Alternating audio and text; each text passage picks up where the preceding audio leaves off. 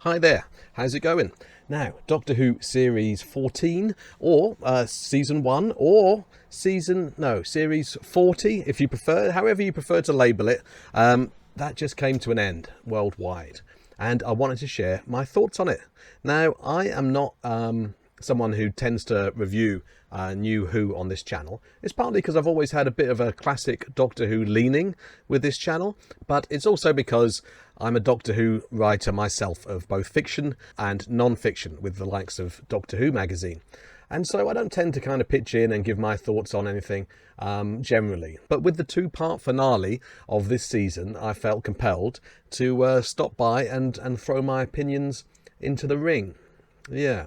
Now, spoiler alert, obviously, because I'm going to be talking about the events in full of the last two episodes of the season. So if you haven't seen those yet, you might want to watch this video another time. So the return of Sutekh at the end of The Legend of Ruby Sunday was quite a shock to me. I had absolutely no idea that that was going to happen. And so it's one of those wonderful things that sometimes you're really happy, aren't you, to figure out a twist or a reveal. But in this case, I wasn't. I'm glad that I didn't figure that out. I mean, I think it would have been quite difficult to figure out, really. Yeah, Susan, technology, Sutekh, yeah, I get it, it's great. But it was so nice for it to be a surprise. Because I think Sutekh, because he's kind of like, 39 years old in Doctor Who terms, in real world terms, he didn't really feel like someone who would be brought back for some reason. And so that was quite a shock. And what did I think of The Legend of Ruby Sunday itself? Well, what I love about Doctor Who is it's the way that Doctor Who loves building up to a big reveal and a big crescendo and a big cliffhanger. I think Doctor Who has to be one of the few shows in existence that will devote essentially an entire episode to building up the tension, and something big and horrible is coming. I love that so much. That's just great. And of course, there was the mystery of Ruby's mum, who Ruby's real mum, biological mum is, and the mystery of Sutekh. Who is Sutekh? Who could that be? And also whether she is Susan, the Doctor's granddaughter. So that was an intriguing thread. And I'm kind of now wondering, and I guess I'm assuming that will be picked up again next time around. Hope so. So yeah, The Legend of Ruby Sunday was just a great build episode. It was kind of it's like a feed for the punchline of the end of the episode, isn't it? And I really liked the time window through which the Doctor and Ruby went back through time to that church on Ruby Road. And it had a brilliantly creepy feel to it. I mean, if you've seen a lot of this channel, you'll know that I'm a big fan of VHS. And so it was really cool to see the VHS look in this, and it really added to the grain of that, really added to the eeriness of it. Yeah. And the whole thing with the unit guy from Manchester getting taken down to hell by a thing that we had no idea what it was, that was wrapped around the TARDIS. How cool. Yeah, that's great kind of super dark Doctor Who, and I am always here for that. And the Doctor and Ruby, Ncuti and Millie, I think they're just fantastic. And the thing with Ncuti's Doctor being more vulnerable is that it's kind of a hark back in a way.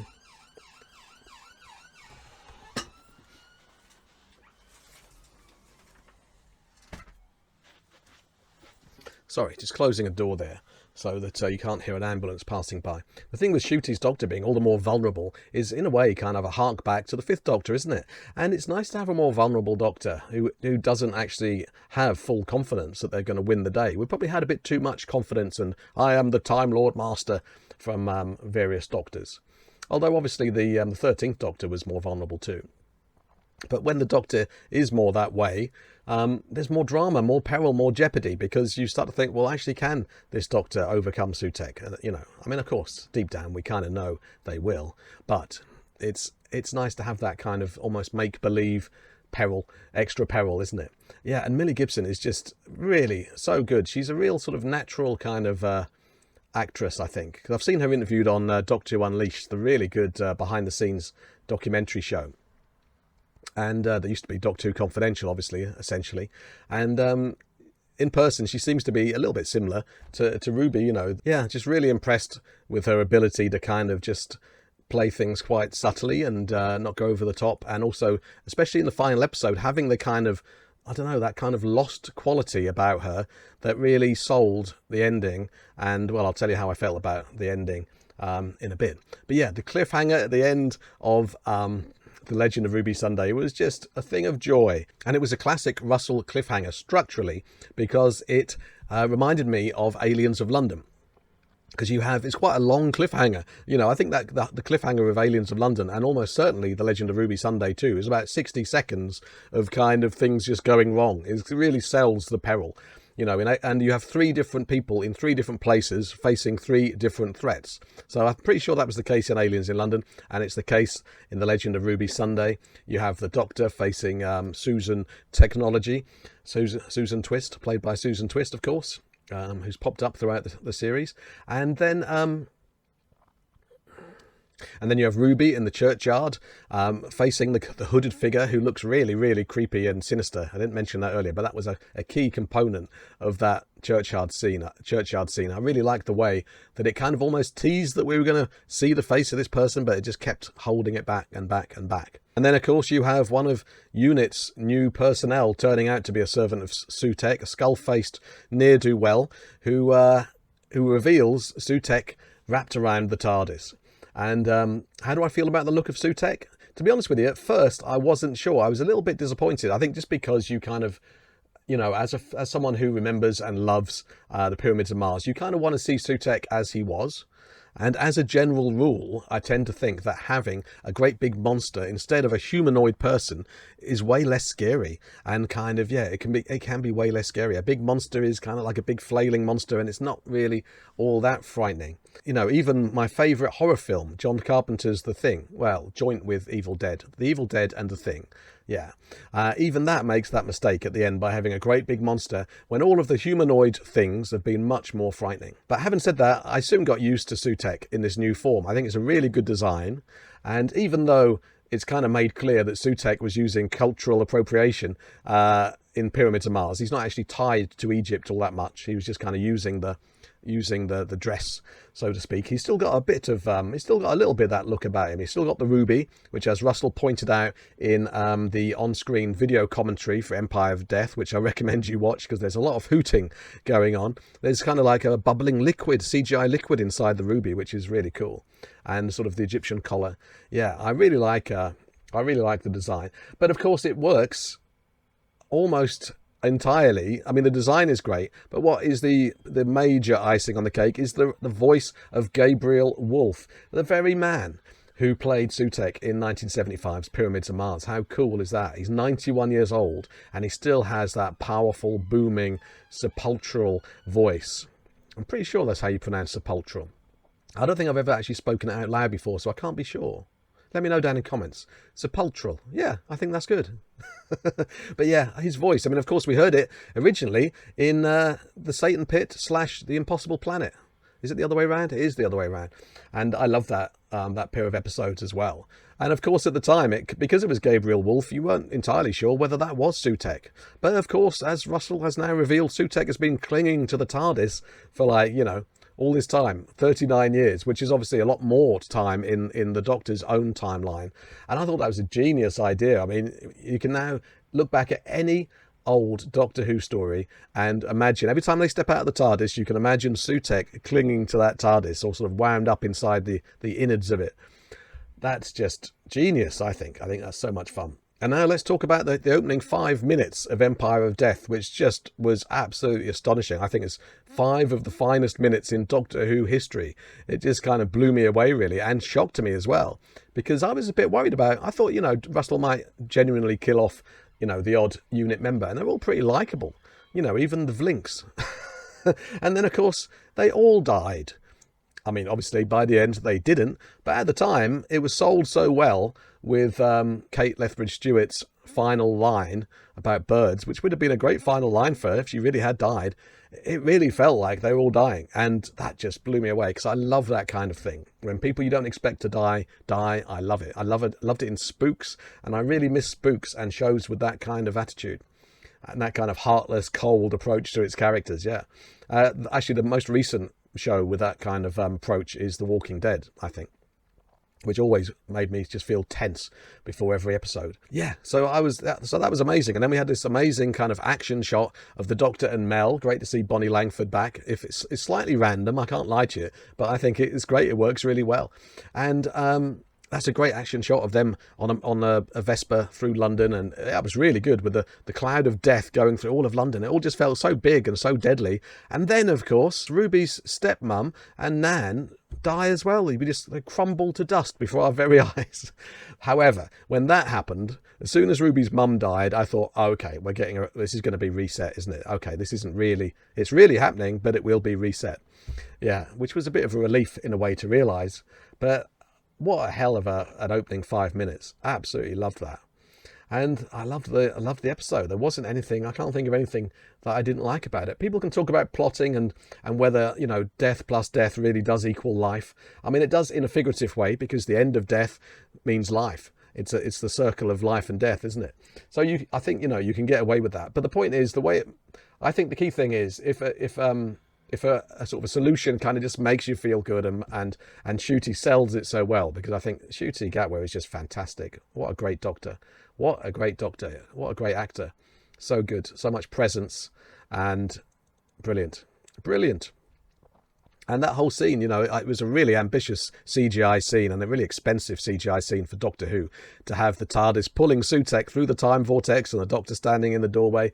That's a great scene, and when a scene is so powerful like that and so visually impressive, and the Doctor is performing so well, I understand it. If a plot thing kind of throws you out of it, then that's the way you feel about it, and that's fine. But for me, I don't care if it doesn't entirely, add up on a scientific level. But here's another thing about Doctor Who. Doctor Who has never really added up on a scientific level. And what Russell has done, kind of post the giggle, I think, is kind of bend the rules of the universe a bit, as if the toy maker's magic is still kind of in evidence. And I think you might as well do that, because Doctor Who has essentially always been a magical show anyway. Doctor Who has never really been a scientific show. Well, it's got time travel in it. So, yeah. The premise of the show is not scientific, and so I don't think that everything, all the the solves and reveals and fixes should be scientific either. It should just make sense in a figurative way and be fun and be enjoyable as well. And then, Jesus Christ, the crying started. I was dehydrated by the end of this, by the end of Empire of Death. Oh, by the way, that whole scene in the sort of the tent in the middle with just the Doctor and a woman with a. Surely this was the first ever Doctor Who episode with a deceased baby in it. I can't really think of many more, can you? That was super dark. And in that video commentary that I recommended to you for Empire of Death, Russell and his producer talk about how they went back and forth as to whether they could have that in the episode. And in the end, the producer fought for it at the expense of some other stuff in the episode, which also sounded quite cool, with kind of skull-faced civil servants walking around the building trying to find the Doctor and his friends.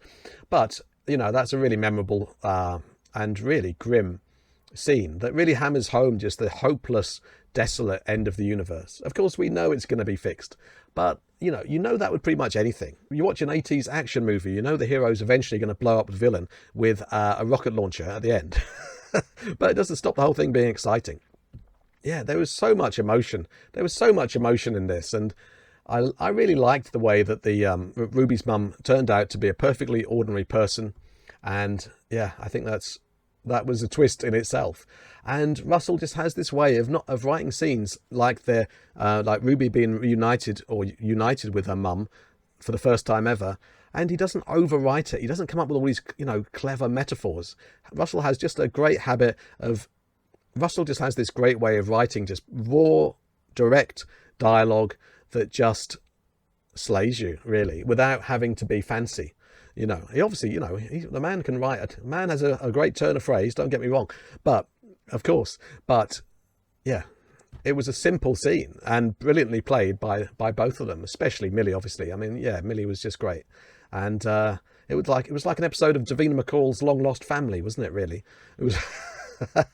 And then you had the goodbye of the Doctor and Ruby. Ruby, and it made sense. It made sense to me. A lot of people have said, just because she's found her mum, why wouldn't she want to go off around the universe in time and space? Well, that's pretty big. That's a big thing, isn't it? Finding your mum. Yeah, you kind of want to explore your relationship with her before you then, and happily Millie is coming back next time around, before you head off again with this lunatic and potentially die. You have to factor that in. Ruby has to factor in the way that every time she goes off with the Doctor, that could be the last thing she ever does. We don't really talk about that very often, do we? That, the companion, and as we've seen, Earth shock. As we've seen, companions can and do die, even though they tend to get brought back to life in New Who. This episode was also peppered with some lovely nostalgia stuff. Just the Doctor listing off a load of planets from across the entire history of Doctor Who was just gorgeous. I mean, Tigella, that was the creature from the pit, wasn't it? I mean, how random is that? But for some reason, that's the one that stands out most. I love that. Tigella, let's call the whole thing off. And then the memory TARDIS full of odds and ends, and that's just marvelous. And that's another example. Does that strictly make sense? Probably not. I don't care, because it's so lovely to have this memory TARDIS and to see all this stuff in it, and to have this kind of intimate space that starts to feel a little bit claustrophobic when Mel starts to get possessed by Sutekh. So there we are. I think it was that sense of these two episodes celebrating the past while being very new and something else entirely at the same time that just really made me just want to make this video, and it's also just made me think about celebrating Doctor Who in general. I had a brainwave yesterday and I posted on the community wall here in YouTube, because I think the current climate of the online world makes being a happy Doctor Who fan who loves it all, or doesn't even love it all but isn't angry about any of it, it makes that a lot less fun than it should be. It's harder than ever, I think, to be just, a generally happy Doctor Who fan, because someone is always going to jump on you and tell you you're wrong and try and change your mind, or just be enraged by your opinion. So I kind of came up with the idea of a new community for people who want to escape all that stuff, all the algorithms and the distractions and the trolls. And so I made this post outlining an idea for an experiment that I may well do. But for me to do it, I need some more thoughts on it. I need some more people saying, yes, this sounds good. So have a look at the link in the video description, click on that, go to that community post that I made, and give me your thoughts, good or bad. Love to hear it all. And of course, in comments, by the way, I want to hear what you thought of the last two episodes. I thank you kindly, and do not forget to embrace your obsession.